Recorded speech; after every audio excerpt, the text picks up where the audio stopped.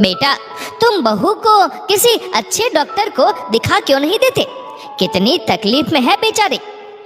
दफ्तर पहुंचकर मोहित ने अपना कंप्यूटर ऑन किया ही था कि मोहित की माँ सरला जी फोन कर उससे शिकायत कर बैठी। लेकिन माँ, रश्मि तो सुबह बिल्कुल ठीक थी, उसे क्या हुआ है?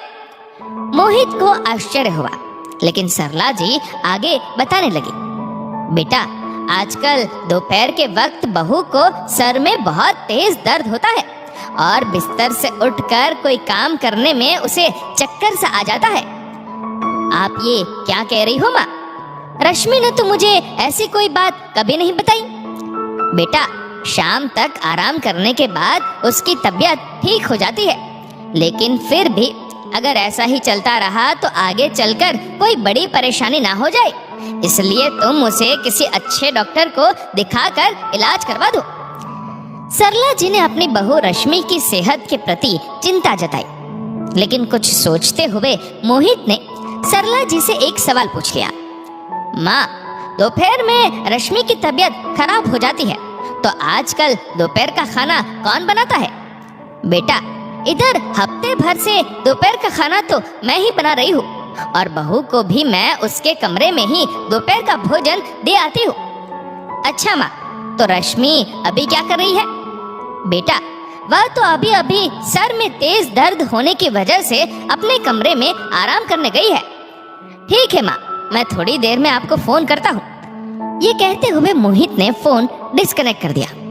थोड़ी देर बाद मोहित ने अपनी माँ के मोबाइल पर दोबारा फोन कर उन्हें कुछ समझाया और ये कहते हुए फोन डिस्कनेक्ट कर दिया कि मैं बस थोड़ी देर में घर पहुंच रहा हूँ। इधर सरला जी अपना मोबाइल एक और रख झटपट कपड़े बदल तैयार होने लगी। अच्छे से तैयार होकर साइड पर्स लटकाकर सरला जी अपनी बहू रश्मि के कमरे में प्रवेश कर गई।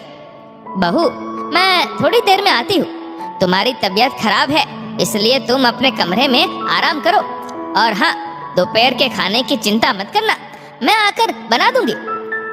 ये कहते हुए सरला जी रश्मि के कमरे से बाहर निकलने के लिए मुड़ गई, लेकिन अपने बिस्तर पर लेटकर मोबाइल पर उंगलियां स्क्रॉल कर रही रश्मि ने सरला जी को टोक दिया। मम्मी जी, आप कहीं बाहर जा रही है क्या? हाँ बहू, मोहित ने फोन किया था कि उसके दफ्तर के पास वाले मॉल में सिल्क के कपड़ों की सेल लगी है, मैं वही जा रही हूँ। मम्मी जी, शॉपिंग तो मुझे भी करनी थी। रश्मि अपने बिस्तर से उठकर बैठ गई। बहू, तुम्हारी तबीयत खराब है, तुम्हारे सर में दर्द है, तुम्हें चक्कर भी आ रहा है। कहीं मॉल में तुम चक्कर खाकर गिर गई तो मैं अकेली क्या कर पाऊंगी भला? सरला जी ने रश्मि को समझाने की कोशिश की। मैंने मोहित से कहा है तुम्हें डॉक्टर को दिखाने के लिए, तुम स्वस्थ होने के बाद शॉपिंग करने चली जाना। नहीं मम्मी जी, आज मेरी तबीयत ठीक है, चक्कर भी नहीं आ रहा है, मैं आपके साथ चलती हूँ। ये कहते हुए रश्मि बिस्तर छोड़ उठ खड़ी हुई। सरला जी को हैरानी हुई। बहू, थोड़ी देर पहले तो तुम्हारा सर दर्द से फटा जा रहा था। मम्मी जी, वो तो थोड़ी देर आराम करने के बाद ही ठीक हो गया था।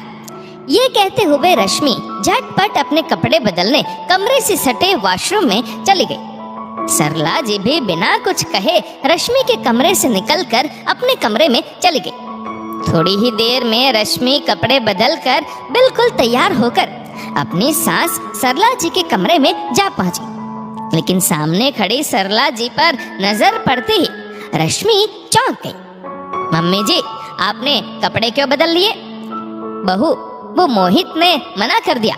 सरला जी ने सामने दरवाजे की ओर इशारा किया। दफ्तर से अचानक घर लौटे मोहित पर नजर पड़ते ही रश्मि भड़क उठी। जब शॉपिंग करवाने मॉल नहीं ले जाना था तो बेवजह झूठ बोलकर नाटक करने की क्या जरूरत थी? तुम हफ्ते भर से मेरी पीठ पीछे झूठ बोलकर बीमार होने का नाटक कर रही हो, तो क्या मैं एक दिन झूठ बोलकर नाटक नहीं कर सकता? अपने पति का ये रूप देखकर रश्मि अचानक निशब्द हो गई, लेकिन सरला जी ने आगे बढ़कर रश्मि को समझाया। बहू, अगर तुम्हें रसोई के काम अकेले करने में दिक्कत होती है तो तुम्हें मुझसे मदद मांगनी चाहिए, ना कि बीमारी का बहाना बनाकर बेवजह बिस्तर पकड़ लेना चाहिए। अपना झूठ उजागर होते ही सास और पति से नजरें मिलाने में असमर्थ रश्मि नजरें झुकाए चुपचाप सरला जी की बातें सुनती रही। कुछ कह न सकी, लेकिन अपने बेटे की सूझबूझ की मन ही मन सराहना करती सरला जी को अपनी बहू की असली बीमारी समझ आ चुकी थी। दोस्तों, इस वीडियो को लेकर आपकी क्या राय है नीचे कमेंट करके जरूर बताइएगा।